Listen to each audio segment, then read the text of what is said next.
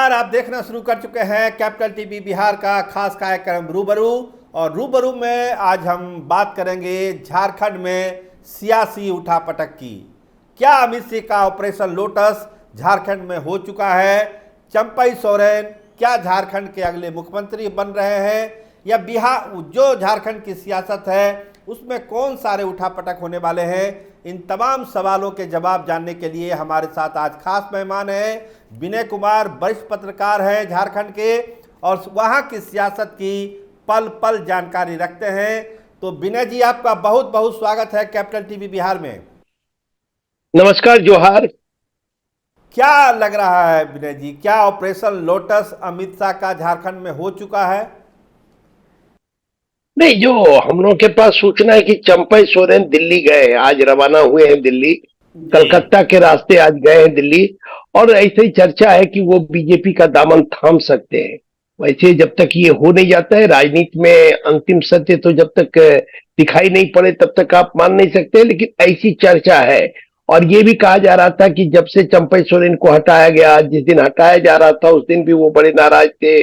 उनके मन में कहीं न कहीं ये बात थी कि हमको चुनाव तक रहने दिया जाता, क्यों हमको हटाया जा रहा है, हम अच्छा काम कर रहे थे। तो बड़ी मशक्कत के बाद, बड़ी मेहनत के बाद हेमंत सोरेन उनको उनसे त्यागपत्र लेने में सफल रहे थे। और फिर बहुत मान मनोबल के बाद उनको मंत्री बनाया गया था। तो कहीं न कहीं उनके मन में ये पीड़ा थी कि 2-3 महीने के बाद चुनाव होना है, तो चुनाव तक तो हमको रहने दिया जाता। ठीक उसी प्रकार से जैसे बिहार में जब जीतन राम मांझी को बनाया गया, तो मांझी जी का भी कहना था कि हमको चुनाव तक रहने दिया जाता, क्यों बीच में हटा लिया गया। नीतीश कुमार उनको हटा के अपने बन गए थे, तो इसी कारण मांझी नाराज हो गए थे। और आप जानते हैं लंबे समय तक मांझी जी नाराज रहे बिहार में। तो कहीं न कहीं वही बात है यहाँ भी कि चंपई सोरेन के मन में, हालांकि चंपई सोरेन बहुत कद्दावर नेता है, झारखंड मुक्ति मोर्चा के स्थापना काल के बाद से ही गुरु जी के साथ रहे हैं। और कोल्हान का जो 14 विधानसभा क्षेत्र है उस पर अच्छी पकड़ है। उस इलाके में टाइगर के नाम से ये जाने जाते हैं। हम वहीं आ रहे हैं बहुत विनय जी, जुझारू। हम वहीं आ रहे हैं कि दिल्ली से भी खबर है, आपकी भी खबर है कि चंपई सोरेन दिल्ली पहुंच गए हैं। कहा यही जा रहा है कि उनके साथ विधायक भी हैं।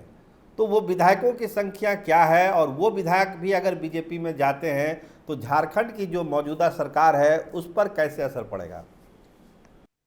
नहीं, देखिए, जहां तक हम लोग के पास अभी जो सूचना है, दो तरह की बात है। एक तो कह रहे हैं कि 5-6 विधायक है जिनसे आलाकमान, माने झारखंड मुक्ति मोर्चा आलाकमान अपना संपर्क करने की कोशिश कर रहा है, संपर्क हो नहीं पा रहा है। लेकिन एक सूचना है कि दिल्ली इस बार चंपई सोरेन अकेले गए हैं। और जी हो सकता है कि फेज वाइज ये ज्वाइनिंग हो, फेज वाइज ज्वाइनिंग हो, ये भी बात चल रही है। और कहीं न कहीं भारतीय जनता पार्टी भी जो भारत झारखंड मुक्ति मोर्चा के जिन विधायकों को अपने साथ शामिल अगर कराएगी, तो बहुत ठोक बजा के कराएगी। क्योंकि कई विधायकों के बारे में रिपोर्ट है कि अच्छी रिपोर्टें हैं कि वो जीत नहीं सकते हैं। तो कहीं न कहीं ये भी खतरा है कि अगर आप पार्टी में ले आएंगे तो पार्टी के लिए भी लायबिलिटी हो जाएगा। तो ये सब चीजों का भी अब मूल्यांकन हो रहा है, असेसमेंट हो रहा है। और उसके बाद मुझे लगता है अगर कुछ होगा तो फेज वाइज।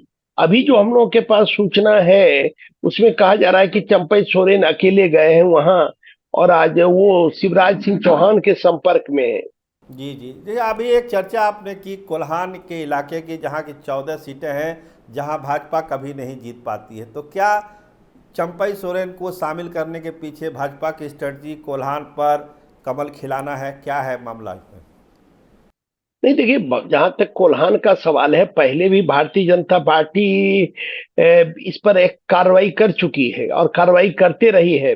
पहले के भी समय में, पहले भी उस इलाके में कद्दावर नेता हुआ करते थे, 95 में विधायक बने थे अर्जुन मुंडा। उनको भारतीय जनता पार्टी अपने साथ जोड़ने में कामयाब हुई। और फिर जब अर्जुन मुंडा मुख्यमंत्री बने, 3-3 बार राज्य के मुख्यमंत्री बने, केंद्र में मंत्री बने, भारतीय जनता पार्टी के लिए 2 बार लोकसभा का चुनाव जीतने में कामयाब रहे। तो उस इलाके में अर्जुन मुंडा की भी अपनी साख रही। फिर उस इलाके से मधु कोड़ा की बीवी को इस बार लाया गया। मधु कोड़ा शुरू में तो भारतीय जनता पार्टी में थे, लेकिन जब 2006 में वो निर्दलीय मुख्यमंत्री बन गए, उनको भी तमन्ना थी मुख्यमंत्री बनने की, तो भारतीय जनता पार्टी ने उनको 2005 के विधानसभा चुनाव में बेटिकट कर दिया था। तो निर्दलीय लड़े और जीते और उसी जिद में वो मुख्यमंत्री बन गए। पिछले चुनाव में उनकी पत्नी गीता कोड़ा को फिर वापस लाया गया भारतीय जनता पार्टी में। चूंकि 2019 के चुनाव में 28 से आदिवासियों के लिए सुरक्षित सीटों में से केवल 2 सीटें भारतीय जनता पार्टी जीत पाई, और इसके कारण 26 सीटें एनडीए इंडिया गठबंधन के लोग जीतने में कामयाब हुए, और उसके कारण रघुवर दास की सरकार चली गई और हेमंत सोरेन की सरकार बनी। तो ये जो 28 आदिवासी सीटें हैं, इस पर एक्सरसाइज भारतीय जनता पार्टी कर रही है। बिना जी मेरा सवाल यही था कि भाजपा की तो समझ में आती है कि उनको सीटें जीतनी है, चंपई सोरेन के लिए क्या है ये जो मिलन हो रहा है? चंपई सोरेन को क्या क्या मिलने वाला है या उनके विधायकों को क्या मिलने वाला है? नहीं देखिए, अभी क्या है कि केंद्र में भारतीय जनता पार्टी की सरकार है, जी। और केंद्र में भारतीय जनता पार्टी की सरकार है, तो चूंकि जब आप सरकार में होते हैं तो देने के लिए आपके पास बहुत कुछ होता है। अभी तो राज्यसभा का चुनाव भी कई राज्यों में हो रहा है। एक चर्चा है कि उनको सीएम बना दिया जाएगा, झारखंड का सीएम बनाया जाएगा चंपई सोरेन को। ये भी चर्चा है, दिल्ली में भी, पटना में भी, रांची में। चर्चा आप बता सकते हैं? नहीं देखिए सीएम हो सकता है बनाया जाए, ये तो आला कमान क्या तय करते हैं कह नहीं सकते हैं, क्योंकि ये तो भारतीय जनता पार्टी का आला कमान तय करेगी।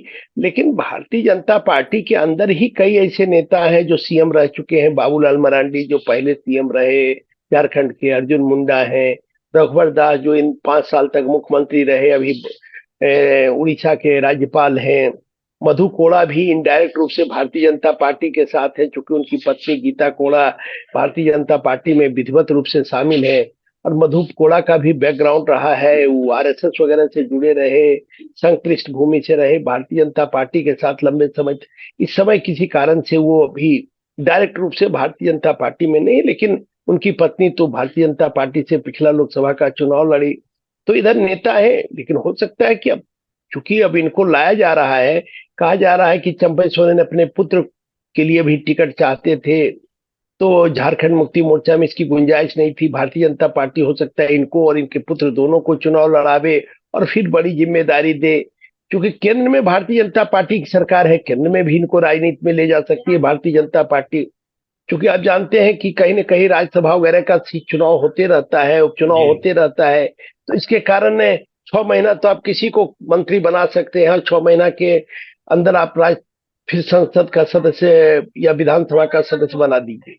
बिना जी झारखंड में भी चुनाव होने वाला है, और ये चंपई सोरेन वाला जो अब एपिसोड आ गया है, इंडिया ब्लॉक और जेएमएम के लिए कितना बड़ा झटका मानते हैं आप चुनाव से पहले इसको?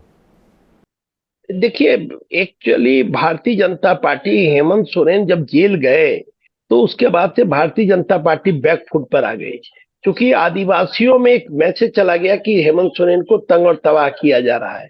और उसका नतीजा ये हुआ कि जो पिछला लोकसभा चुनाव हुआ, 5 की 5 लोकसभा सीट जो अनुसूचित जनजाति यानी आदिवासियों के लिए सुरक्षित सीट थी, उस पर इंडिया गठबंधन जीतने में कामयाब हुई। 2 सीट पर कांग्रेस, खूंटी और लोहरदगा, और बाकी 3 सीट पर दुमका, चाईबासा और राजमहल की सीट पर झारखंड मुक्ति मोर्चा जीतने में सफल रहा।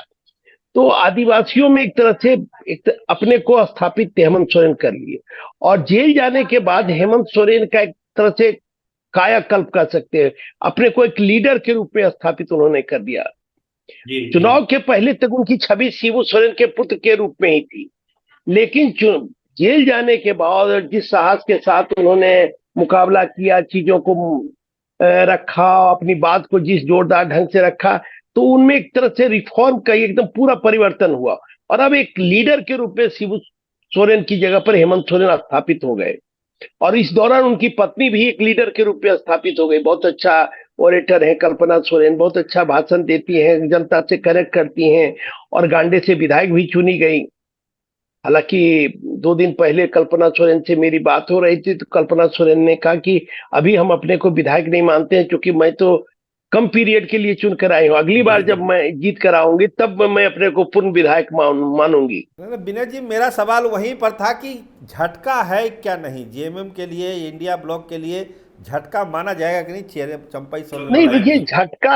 झटका से ज्यादा ये परसेप्शन का खेल है। जी। परसेप्शन ये है कि ये भारतीय जनता पार्टी ये चुनाव में ले जाएगी कि भाई ये जो झारखंड मुक्ति मोर्चा है ये परिवार की पार्टी है। परिवार के बाहर ये पॉलिटिक्स किसी को मैंने पावर देना नहीं चाहते हैं। और भी आदिवासी उनको पावर देना नहीं चाहते हैं। चंपई सोरेन इतने ताकतवर, इतने बुजुर्ग, इतने काबिल, इतने पुराने वफादार, इनको भी इस तरह से की तो ये परसेप्शन की लड़ाई होगी झारखंड में। हालांकि जो परिवारवाद का आरोप लगता है वो तो अब लगता है कि हर दल उसमें जी में जी। सारे लोग एक ही तरह के दिखाई पड़ते हैं। क्योंकि जिस शिबू सोरेन परिवार पर परिवारवाद का ये आरोप लगाते हैं, उसी परिवार की बहू सीता सोरेन को इन्होंने दुमका से भारतीय जनता पार्टी ने उम्मीदवार बनाने का काम किया। और वहां से सिटिंग एमपी, अपने सिटिंग एमपी को टिकट, अपने सिटिंग एमपी का टिकट काटकर उन्होंने सीता सोरेन को उम्मीदवार बनाया था पिछले लोकसभा जी जी चुनाव में। जी जी। तो अब तो परिवारवाद तो, लेकिन हाँ ये परसेप्शन की लड़ाई में भारतीय जनता पार्टी को एडवांटेज होगा। आज क्या है कि आज एडवांटेज की स्थिति में हेमंत सोरेन है जेल जी। जाने के बाद। क्योंकि जिस तरह का कोर्ट का जजमेंट आया कि इन पर कोई आरोप नहीं बनता है, इस तरह की बातें हो रही थी, तो हेमंत सोरेन के साथ एडवांटेज था। अब जी क्या जी। होगा कि ये परसेप्शन की लड़ाई में भारतीय जनता पार्टी फिर से वापस लौटेगी। और फिर भारतीय जनता पार्टी के पास तो कार्यकर्ताओं का समूह है, संगठन है, तो चीजों को आम जनता तक वो ले जाएगी। तो जैसा कि आपने सुना, विनय जी साफ साफ बता रहे हैं कि परसेप्शन की लड़ाई में जो पीछे चली गई थी भारतीय जनता पार्टी चंपई सोरेन एपिसोड के बाद, उसी परसेप्शन को बदलने की एक कवायद है और भाजपा को इसमें एडवांटेज मिलता हुआ दिख रहा है। विनय जी हमारे साथ आप जुड़े, आपका बहुत बहुत धन्यवाद। धन्यवाद, जोहार।